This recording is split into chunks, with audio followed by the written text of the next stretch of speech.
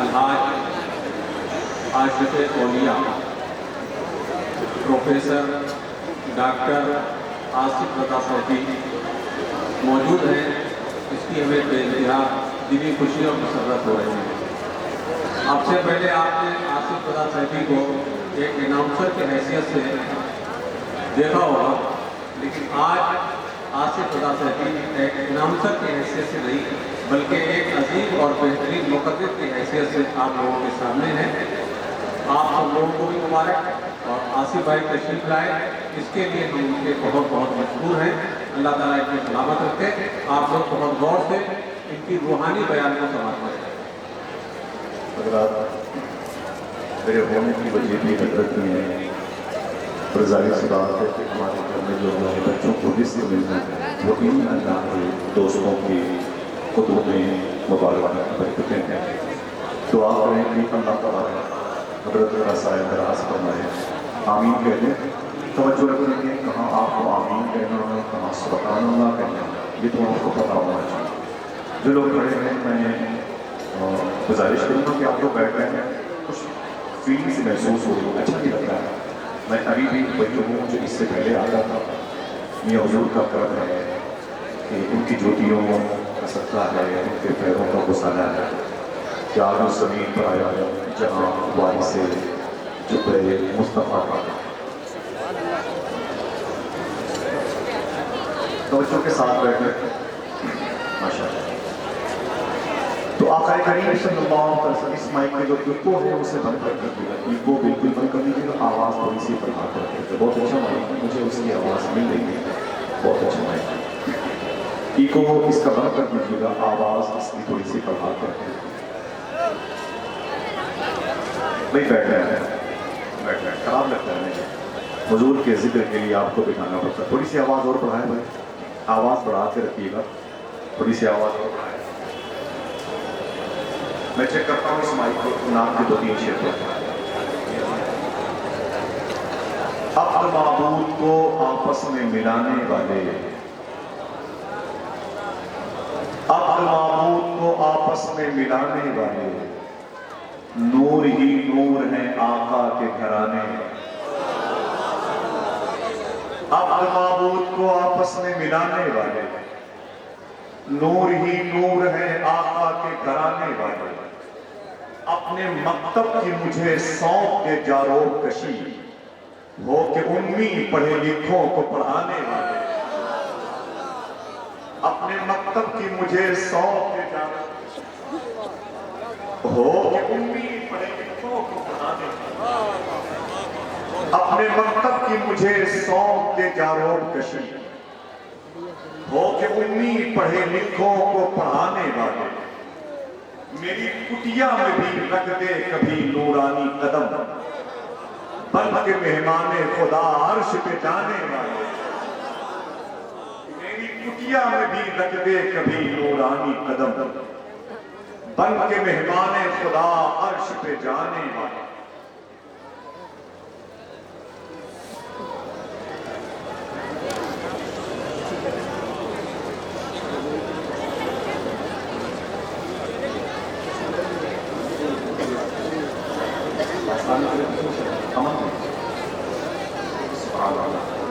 بہت ہی مبارک لوگ ہیں۔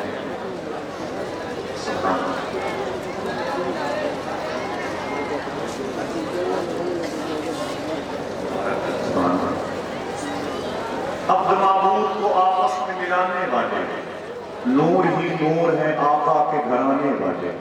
میری کٹیا میں بھی رکھ دے کبھی نورانی قدم، بن کے مہمان خدا عرش پہ جانے والے، بن کے مہمان خدا عرش پہ جانے والے۔ ایک اشارہ میری ٹوٹی ہوئی قسمت کی طرف، چاند تاروں کو اشاروں سے ملانے والے۔ ایک اشارہ میری ٹوٹی ہوئی قسمت کی طرف، چاند تاروں کو اشاروں سے ملانے والے۔ اپنے مکتب کی مجھے سونپ دے جارو کشی، ہو کہ امی پڑھے لکھوں کو پڑھانے والے۔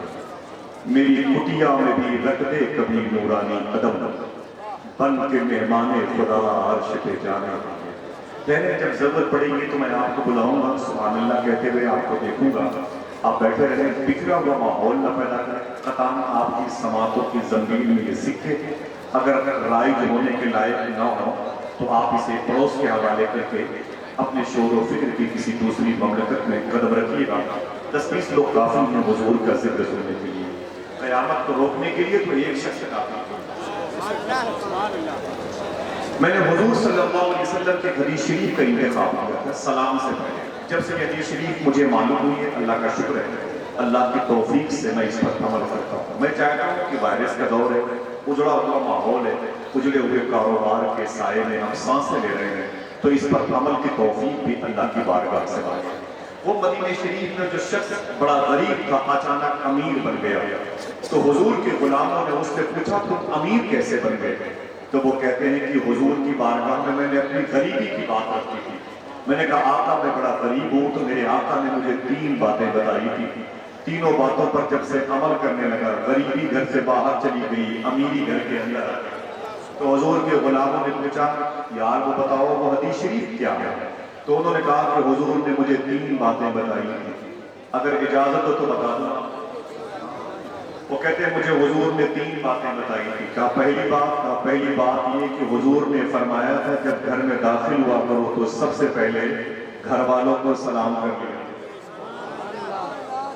زور سے بولے سب سے پہلے گھر والوں کو، اونچی بولے گھر والوں کو، ہاتھوں کو اٹھا کے بتائیں گے انشاءاللہ اس پر عمل کریں گے اپنے فائدے کے لیے، اپنی سلامتی کے لیے لوگوں کو سلام کیا گیا۔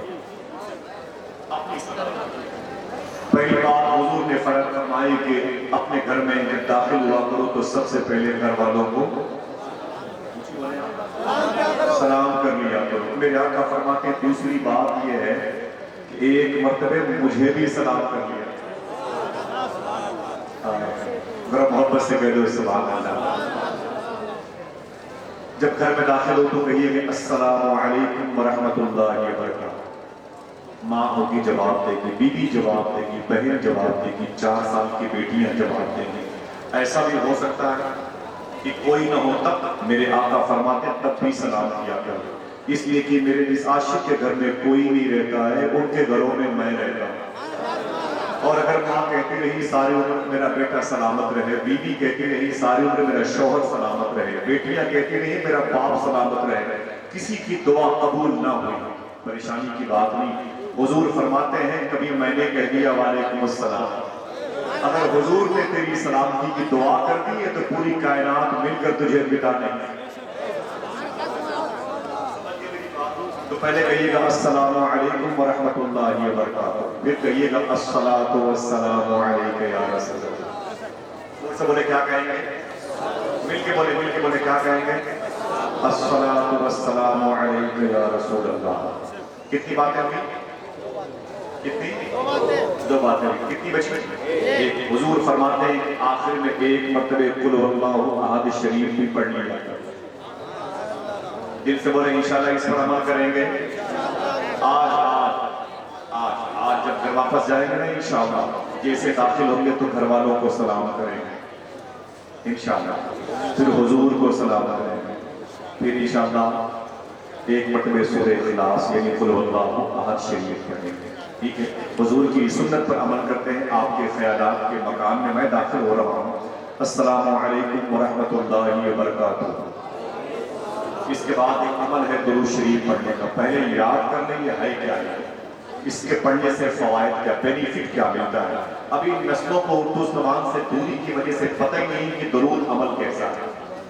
سرکار خواجہ عثمان ہارونی کے لاڈلے ہیں سرکار عطا رسول تاجدار چشت سرکار خواجہ غریب نواز۔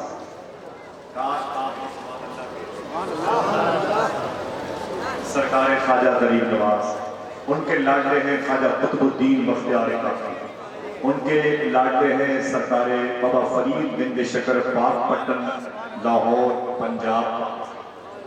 ان کے 2 لاڈلے ہندوستان میں بادشاہت کر رہے ہیں، ایک کا نام ہے سرکار خواجہ نظام الدین اولیاء، ایک کا نام ہے سرکار شہنشاہ کلیر شریف سرکار صادق۔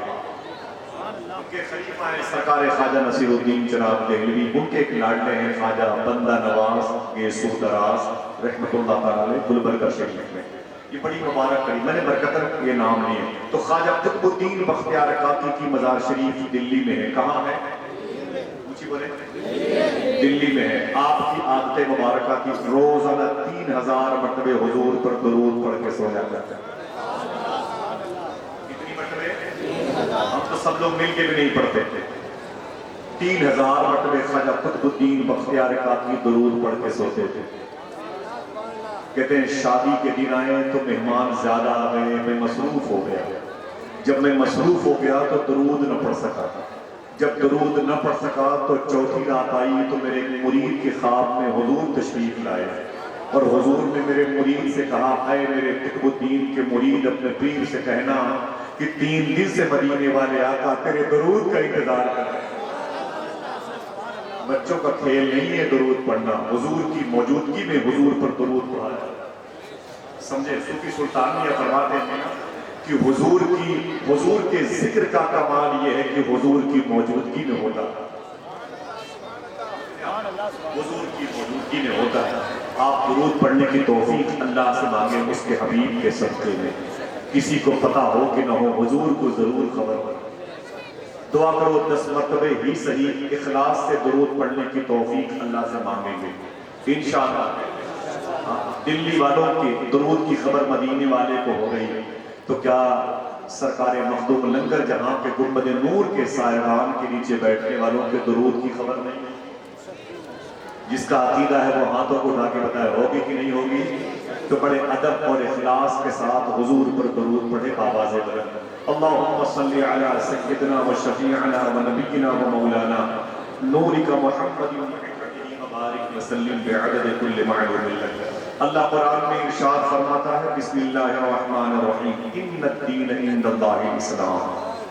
اللہ کے نزدیک بے شک سب سے بہتر جو دین ہے وہ دین کیا ہے؟ دین اسلام ہے. آج اسی بات کو لے کر کے میں تھوڑی سی بات کروں گا. آپ کی اصلاح کی غرض سے بیٹھوں گا. ان مشائخ ان علماء بالخصوص حضور صاحب سجادہ کے نالین مبارکہ سے جو گرد و غبار لگے ہیں اسے اپنے بچوں کی تقدیر کو چمکانے کے لیے ان کی پیشانی پر ملنے کے لیے لے کے جاؤں گا. میاں حضور بڑے سادہ دل طبیعت کے ہیں، سمجھے آپ. پتہ نہیں لگتا ہے کہ ڈاکٹر اقبال نے انہی جیسے درویشوں کو دیکھ کر کے کہا ہے نہ پوچھی خیر کا پوچھو یدے بیضا لیے بیٹھے ہیں اپنی آنکھ. ایسے لوگ اس زمین پر ہیں تو لگتا ہے کہ یہ زمین آسمان سے کم نہیں ہے کہ نہیں ہے.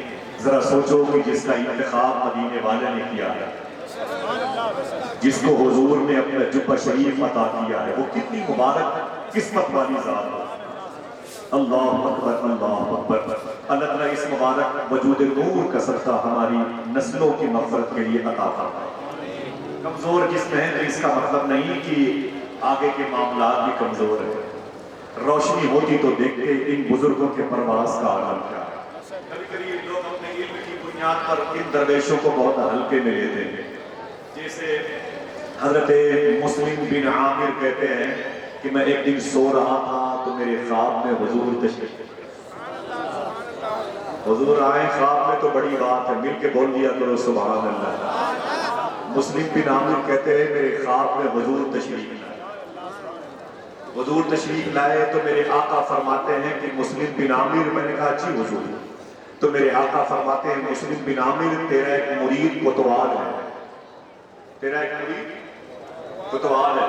اس کوتوال کے قید خانے میں ایک اللہ کا نیک بندہ قید ہے.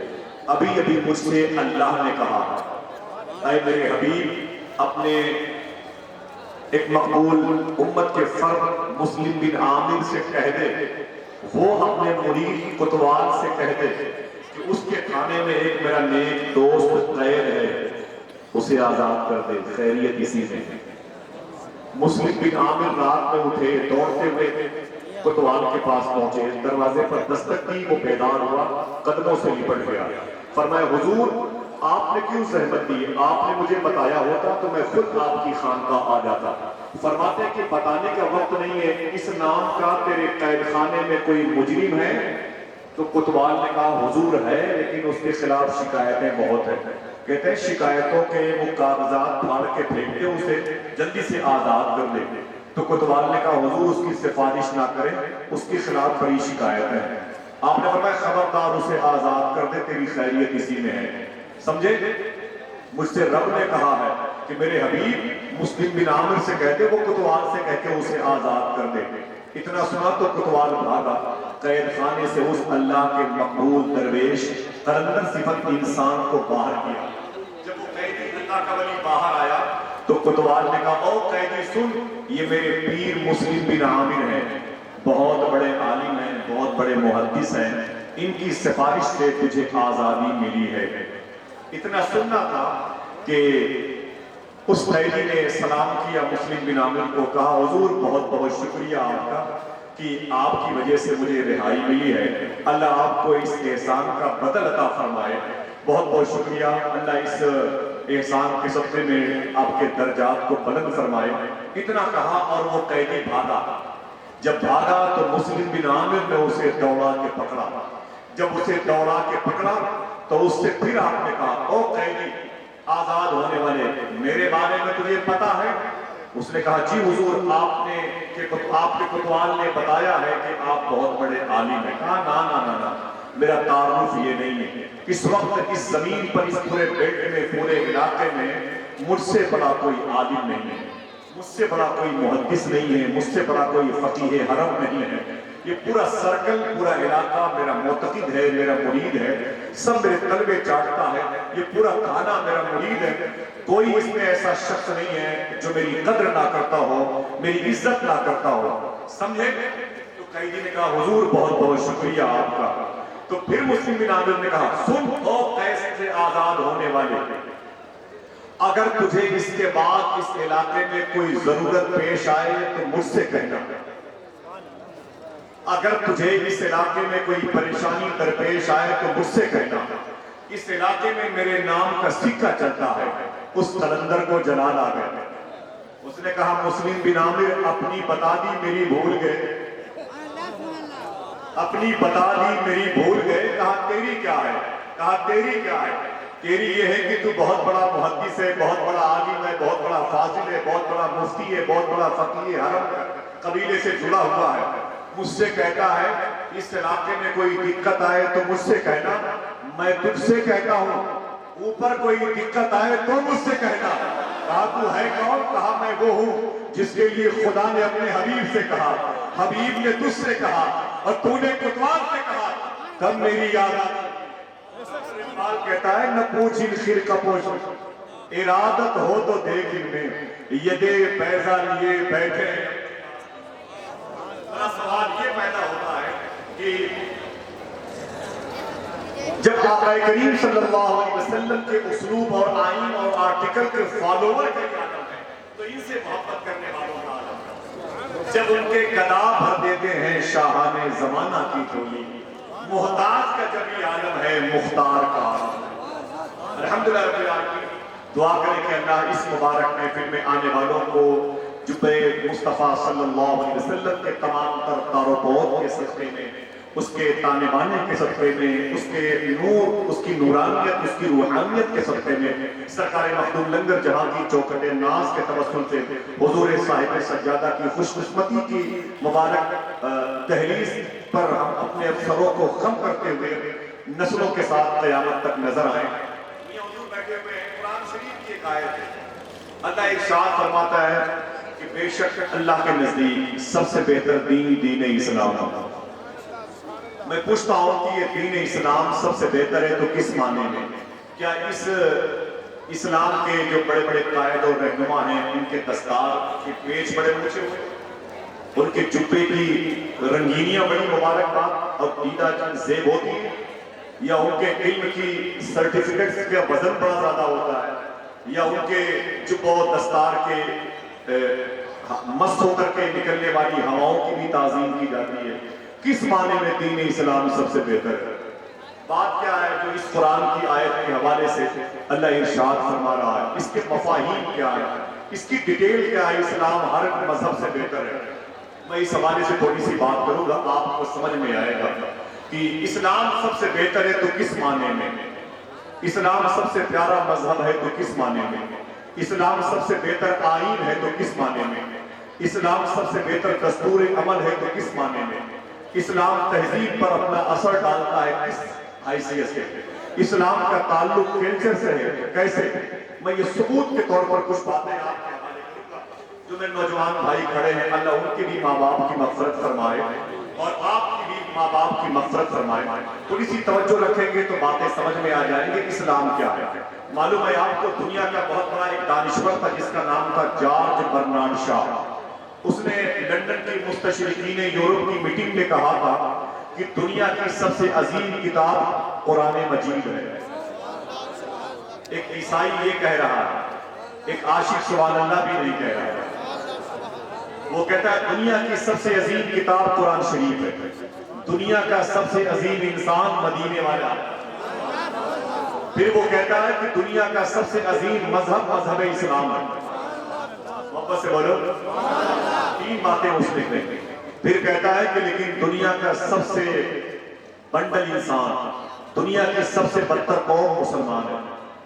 یہ جارج برنارڈ شاہ نے کہا دنیا کی سب سے اچھی کتاب قرآن، سب سے اچھا انسان مدینے والے آقا، سب سے اچھا دھرم، سب سے اچھا مذہب اسلام، لیکن سب سے بدتر قوم مسلمان۔ اس سے پوچھا کیا کیوں؟ تو جارج برنارڈ شاہ کی آنکھ میں آنسو آ گئے۔ کہا اتنی عظیم کتاب، اتنا عظیم انسان، اتنا عظیم مذہب پا کر کے اس کی عظمت کو یہ نہ سمجھ سکی یہ قوم، اس سے بدتر قوم۔ سمجھ رہے ہیں؟ ہم تو سمجھ رہے ہیں کہ شاید ہم گوشت کھانے کے لیے پیدا ہوئے، ہم یہ سمجھ رہے ہیں کہ شاید ہم ریڈ اینڈ چیف کی چپلیں پہننے کے لیے پیدا ہوئے، ہم یہ سمجھ رہے ہیں کہ شاید محلے میں کسی غریب کی نیند کو اپنی گاڑی کی سلنسر سے نکلنے والی آواز سے بیدار کرنے کے لیے پیدا ہوئے۔ ہم کو پتہ ہی نہیں اسلام کیا ہے۔ اسلام کے بارے میں کبھی حضور کے غلاموں سے پوچھو، صدیق اکبر سے عمر فاروق اعظم نے پوچھا تھا اے عمر بات کیا ہے کہ مدینہ شریف میں تم رات میں ننگے پاؤں ٹہلتے ہو؟ تو صدیق اکبر رو کے بولے میرے بھائی عمر، میں رات میں اس لیے چپل نہیں پہنتا کہ میرے چپل کی کھٹ کھٹ کی آواز سے کسی غریب کی نیند میں خلل نہ پیدا ہو۔ یہ کردار صدیقی ثابت کرتا ہے کہ سب سے بہتر دین، بولے بولے بولے سب سے بہتر دین۔ آج گفتگو تھوڑی سی میرے بھائی سن لیں گے جو کھڑے ہیں، تو انشاءاللہ بڑا کام ہے، بہت کام ہے میری بات ہے، انشاءاللہ کہہ دو آپ۔ آئیے حضور کی بارگاہ میں دیکھیں سب سے بہتر دین کیا ہے، تو حضور کا کردار بتائے گا۔ آقا کریم صلی اللہ علیہ وسلم کا شہر ہے جسے شہر مصطفیٰ کہتے ہیں۔ محبت سے کہہ دو سبحان اللہ۔ کوئی اپنا کام ذاتی کام نہ کرے، حضور کی زندگی سے جڑے آپ، کچھ بے چینیاں ہیں، کچھ بدنظمی ہیں، لیکن آپ کا اتنے انہمام اور توجہ کے ساتھ بیٹھنا یہ میرے لیے بہت سود مند ہے۔ اللہ ان میرے بھائیوں کو سلامت رکھے جو جہاں ہے وہیں پر بیٹھ کر کے اپنی گھرانہ کی درستگی کا سامان جمع کر لے۔ دیکھیں میرے بھائی، میری ماں بہنیں بیٹھی ہوئی سنیں، اس کو آپ فالو کیجئے گا۔ مدینہ شریف میں ایک کرسچن لڑکا ہے، اس کی عمر جو ہے وہ تقریباً 7-8 سال کی۔ اپنی ماں سے لپٹ کے بولا آپ نے تو لنگر کھائے ہیں، جانے کے لیے لڈو بھی آپ نے رکھ لیا اور چائے پانی کا بھی انتظام ہے۔ اس بچے کی بات کرتا ہوں جس کے سامنے یہ سب چیزیں ہیں۔ اپنی ماں سے لپٹ کے بولا ماں نے کہا بیٹے، تو بیٹا بولتا ہے کہ امی کیا اتنے بڑے شہر میں ہم ایڑیاں رگڑ رگڑ کے بھوکے مر جائیں گے؟ ماں نے کہا کیوں؟ تو بچے نے کہا باپ کے مرنے کے بعد آپ تک پیٹ بھر کھانا نہیں ملا، چپلوں میں جو چمڑے لگے ہوتے ہیں اس کو کھانے کی نوبت آ گئی۔ ابھی جو خاندان کے اور یہ بڑے بڑے لوگ ہیں ان کے بچے مجھ سے باتیں نہیں کرتے، جب میں ان کے ساتھ کھڑا ہونا چاہتا ہوں تو مجھ سے کہتے ہیں کہ بیماریاں پیدا کرے گا، غریبی ایک منحوس نشانی ہے، مجھ سے دور رہتے۔ وہ بچے مجھے دھکے مار کے باہر کر دیتے ہیں۔ امی میں کہاں جاؤں؟ ماں نے کہا بیٹے مجھے بھی بھوک لگی ہے اور تجھے بھی بھوک لگی ہے، مدینے میں غریبوں کا کوئی سہارا نہیں ہے۔ پھر ماں رو کے بولی بیٹا اسی مدینے میں ایک ہے، آپ سمجھ گئے؟ الطاف حسین حالی کہتا ہے وہ نبیوں میں رحمت لقب پانے والا، مرادیں غریبوں کی بر لانا، اتر کر حرا سے سوئے قوم آیا اور ایک نسخے کیمیا سا۔ اسے یاد کر لو، ماں کہتی بیٹا اسی مدینے میں ایک ہے جس کا کوئی نہیں اس کا بیٹیوں کی تعریف سن کے باپ اور ماں خوش ہوتے ہیں. میری بیٹی نے سسرال میں میرا نام روشن کیا ہے, اس کی تعریف ہو رہی ہے, جس کی تعریف پر خدا خوش ہوتا ہے. واپس سے بولو. ماں کہتی بیٹا ایک شخص ہے مدینے میں جو یتیموں کا بھی سہارا, جو لاوارثوں کا بھی جو وارث ہے, جس کو دیکھنے کے بعد لوگوں کی بھوک مٹ جاتی ہے. بیٹے نے کہا امی یہ کون ہے؟ ماں نے کہا وہ آمینہ کا لال ہے. آمینہ کا بولو بولو لال ہے. بیٹے نے کہا کہ امی ان کا پتہ بتائیں, میں ان سے مل کے آتا ہوں. تو ماں کہتی ہے بیٹا افسوس ہے کہ وہاں جانے پر بھی تیرا کام نہیں بنے گا. کہا کیوں؟ کہا ان کی ایک شرط ہے. کہا وہ کیا؟ کہا جو ان کا کلمہ پڑھتا ہے, جو ان کی غلامی اختیار کرتا ہے, اس کو ہی نوازا جاتا ہے. اور تو کرسچنزم, تو عیسائیزم کا فالوور ہے, تیرا باپ عیسائی کا, میں عیسائی ہوں, تجھے نہیں دیں گے. بیٹے نے کہا ہاں یہ کون سی بات ہوئی؟ اگر وہ یتیموں کا سہارا ہے تو ان کو کسی کا مذہب نہیں دیکھنا چاہیے. اگر وہ بھوکوں کو کھانا کھلاتے ہیں تو ان کو کردار نہیں دیکھنا چاہیے, ان کو دھرم سے کیا مطلب ہے. سرکار مخدوم لنگر جہاں کی چوکھٹ پہ آنے والوں, ان مبارک باتوں کو یاد کر لو, بڑی کام آئے گی خدا کی قسم. پتہ نہیں کس کی زندگی کی آخری رات ہے. بچے نے کہا ماں مجھے ان کا پتہ تو بتا صحیح, میں ان سے مل کے آتا ہوں. ماں نے کہا بیٹے اپنے مذہب سے ہاتھ مت دھونا, یہ مذہب پشتینی ہے, میراثی ہے, تیرے باپ دادا کا مذہب ہے, اسے سنبھال کے رکھنا. بیٹے نے کہا پریشان مت ہو میری ماں, مجھے ان کا پتہ بتا. ماں نے نبی کا پتہ بتایا. واپس سے کہہ دو سبحان اللہ. بیٹا حضور کی بارگاہ میں آیا. واپس سے بولو کس کی بارگاہ میں؟ دل سے بولو کس کی بارگاہ میں؟ حضور کی بارگاہ میں آیا. حضور کی بارگاہ میں آیا. آقا کریم صلی اللہ علیہ وسلم مسجد نبی شریف میں تشریف فرما تھا. جب میرے آقا کو اس نے دیکھا, اس نے کہا کہ مسلمانوں کے نبی آپ ہیں. میرے آقا فرماتے ہیں الحمدللہ. اس نے کہا کہ میں کچھ باتیں کرنا چاہتا ہوں لیکن ایک شرط کے ساتھ. میرے آقا فرماتے ہیں وہ شرط کیا ہے؟ تو وہ بچہ کہتا ہے کہ میں کرسچن عیسائی ہوں, میں آپ کا مذہب نہیں قبول کروں گا. اگر آپ مجھ سے وعدہ کریں نا تب میں اپنی بات کرتا ہوں. میرے آقا نے اس بچے کو کھڑے ہو کے اپنے سینے سے لگایا. فرخ آباد اور قنوج کے علاقے میں رہنے والا یہ خوشبوؤں کا شہر ہے. میں نے حضور شاہ صوفی سلطان میاں شاہ صاحب قبلہ سے پوچھا تھا کہ حضور کا پسینہ ام سلیم نے اپنی بیٹی کی شادی کے موقع پہ لگایا تھا, تو 10 مہینے کے بعد ان کی بیٹی پیدا ہوئی تو وہ مہکتی تھی. پھر 15-20 سال کے بعد اس بیٹی کی شادی ہوئی تو اس کی اولادیں مہکی. لوگ کہتے ہیں کہ 250-300 سال تک اس بیٹی کے بیٹے کے بیٹے کی بیٹی جو پیدا ہوتے رہے وہ مہکتے رہے. میں نے کہا حضور کا پسینہ 300 سال تک مہک رہا ہے, اور حضور فرماتے ہیں کہ مجھے خوشبو بہت پسند ہے. تو آپ یہ بتائیں حضور کو کون سی خوشبو پسند ہے جس کا پسینہ 300 سال تک مہکتا ہو, نسلوں کو مہکاتا ہو, اسے کون سی خوشبو پسند تھی؟ فرماتے ہیں کہ حضور کو جو خوشبو پسند تھی وہ اخلاق کی خوشبو, وہ انکساری کی خوشبو تھی, وہ صاف قلبی کی خوشبو تھی. اسی خوشبو کو دیکھ کر کے لوگ کہتے کہ واقعی دین اسلام سب سے بہتر ہے. سمجھ گئے؟ اب بچہ حضور کی بارگاہ میں کہتا ہے میں آپ کا کلمہ نہیں پڑھوں گا, آپ میں بھوکا ہوں. میرے آقا کھڑے ہو کر کے اس بچے کو سینے سے لگایا. یاد کیجیے داستان میں میرے آقا نے اس بچے کو سینے سے لگایا اور لگا کر کے فرمایا بیٹے تجھے بھوک لگی ہے؟ اس نے کہا ہاں. تو میرے آقا نے فرمایا تیرے گھر میں اور کون ہے؟ کہا میری ماں ہے. کہا وہ کیوں نہیں آئی؟ تو بچے نے کہا اس کا لباس اتنا پھٹا ہوا ہے کہ گھر سے نکل نہیں سکتی, اس کے بالوں میں گرد و غبار میں قبضہ کر رکھا ہے, اس کی غریبی اس کے پیروں کی زنجیر بنی ہے, میری ماں گھر سے باہر نہیں آ سکتی ہے. میرے آقا نے اس بچے سے کہا بیٹھ جاؤ. سینے پہ ہاتھ رکھ کے فیصلہ کرنا, جتنی دیر تک حضور نے اس غریب بچے کو سینے سے لگایا ہے اتنی دیر تک اپنے دروازے پر ہم کسی غریب سے بات نہیں کرتے. ہم اسے انفیکشن سمجھتے ہیں, بیماری سمجھتے ہیں, غریبی کو بیماری سمجھتے ہیں.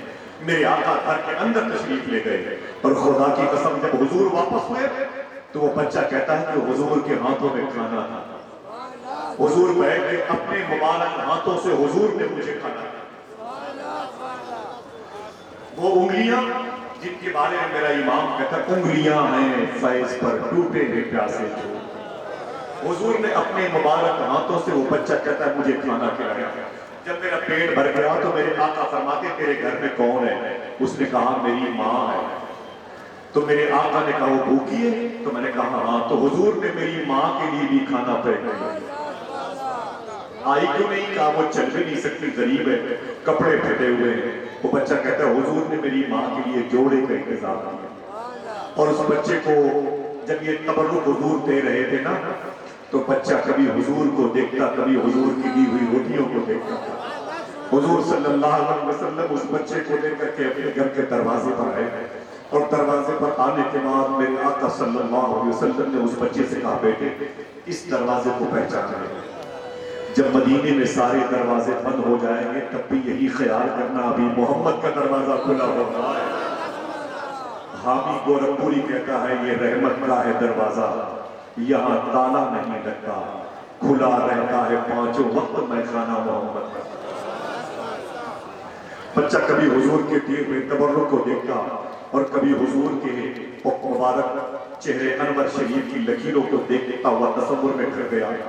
जब घर गया तो उसकी आंख में आंसू थे। मेरे आका सल्लल्लाहु अलैहि वसल्लम का किरदार असर कर गया था। माँ के करीब बैठ के माँ को उसने खाना पेश किया, और खाना और जोड़ा पेश किया। उसके बाद बच्चा रो के बोला, माँ ने कहा, बेटे तू हंसता क्यों है? तेरे चेहरे पर बशाशत भी है, आंख में जो आंसू है ये पता नहीं खुशी के हैं कि गम के हैं। बच्चे ने कहा, माँ ये आंसू खुशी के भी हैं, गम के भी हैं। कहा, बेटे कहाँ से आ रहा है? तो माँ ने पूछा, तो बेटे ने कहा, उसी नबी के पास से। तब बच्चे ने कहा कि माँ थोड़ी देर तक उस नबी के पास बैठने में जो सुकून मुझे मिला है, इतना सुकून मुझे कभी तेरी दामन की इस पाकीज़ा परछाई की दहलीज पर बैठने में। ऐ मेरी माँ, ये उस नबी के तबरुकात है, इसे कबूल कर ले। उस नबी ने मुझे अपने हाथों से खाना खिलाया और मुझसे कहा, बेटे जब भूख लगे तो चले आना, जब प्यास लगे तो चले आना। माँ तुझसे मैं इजाजत लेने नहीं आया, माँ मैं ये बताने के लिए आया हूँ कि मैं भी उसी नबी का कलमा पढ़ के मुशर्रफा इस्लाम होना चाहता हूँ। बच्चे के ज़हनो पेशानी की लकीरों से आवाज आई, इन्नद्दीन इंदल्लाह। हमने क्या बच्चों का खेल समझ लिया? खुदा की कसम बुरा न माने, आपके पास जो भी पत्थर है मुझे मार दे, मुझे कोई दिक्कत नहीं, मुझे इन सरकारों का साया है। कभी ऐसा होता है कि घर में अगर खाना बनता है, कोई मेहमान आता है तो तकलीफ होती है। हम कहते हैं कि दरवाजा बंद कर लो, खाने के बाद इससे मिलेंगे। मेहमान कहता है अभी मिलना है तो कहते हैं कि खाना लपेट दो, इससे मुलाकात कर लेंगे फिर खाएं। हमारे पास इतना तंग दिल, छोटा सा दिल है, अपने बच्चों को इतना तंग दिल बना दिया। कभी अच्छी चीजें हम पकाते हैं ना, अपने बच्चों को स्कूल जाते हैं कहते हैं, बेटा ये पराठा है, ये हलवा है, ये अंडे है, ये बड़ी कीमती चीजें आज मैंने बनाई हैं, इसे अकेले कहीं किनारे पर खा लेना और खबरदार किसी दूसरे बच्चे को दिखाना नहीं। सूफिया कहते हैं कि कहना तो ये चाहिए था माओ को कि ऐ मेरे बेटे, आज मैंने जो चीज कीमती बनाई है ना, वो एक एक्स्ट्रा डिब्बे में तुझे पैक कर दिया है, एक टिफिन में उसे अलग से पैक कर दिया है, एक तुम खा लेना, एक उस गरीब बच्चे को भी खिला देना जो तेरे साथ क्लास में था, ताकि उस बच्चे को पता चल जाए इन्नद्दीन इंदल्लाह। अल्लाह के नजदीक सबसे बेहतर दीन, हाथों को उठा के बोलो सबसे बेहतर दीन, दिल से बोलो सबसे बेहतर दीन। देखिए कैसे है किस मामले में, हम तो जानते ही नहीं, हम तो समझ रहे हैं कि पैसे हैं तो हमको अपनी जात पर इस्तेमाल करना है। हम तो किसी गरीब से बात करने को तैयार है, किसी गरीब से मिलने को तैयार नहीं है। जो मेरे भाई जमीन पर बैठे हैं, अल्लाह सब पर करम फरमाए, इन भाइयों पर जो खड़े हैं सब पर करम, आमीन कहते हैं।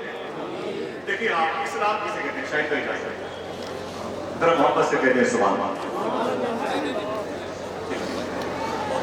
देखिए आप हुजूर का किरदार क्या है, इसी को भूल बैठे हैं। 40 करोड़ बनाम मुसलमानों के गैरों की जूतियों के नीचे बैठे हुए,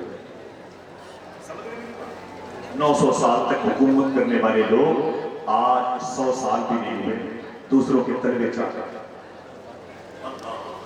वजह क्या है? हम भूल गए कि सबसे बेहतर दीन हमें, وہ دین کیا چاہتا ہے، اس کا قانون کیا ہے، ان بارگاہوں سے پیغام کیا ہے۔ میرے آقا صلی اللہ علیہ وسلم تشریف فرماتے مدینہ شریف میں، اچانک ایک عورت نے حضور کو آواز دی، مسلمانوں کے نبی باہر آئیے۔ لہجہ بے ادبی کا تھا، لیکن حضور کو تکلیف نہیں ہوئی۔ حضور اٹھے اور اس عورت کے پاس گئے۔ گرمی کا دن تھا، دھوپ میں اس عورت نے کہا کہ آپ کھڑے رہے۔ میرے آقا دھوپ میں کھڑے تھے، وہ عورت کچھ کہے جا رہی ہے، حضور سن رہے ہیں۔ حضور کے غلام پریشان تھے جو مسجد نبی شریف میں بیٹھے ہوئے تھے۔ عجیب بات ہے، جس عورت نے حضور کو بلایا ہے وہ پاگل ہے۔ جس عورت نے آج پتہ چلے گا آپ کو کہ دین اسلام کیا ہے۔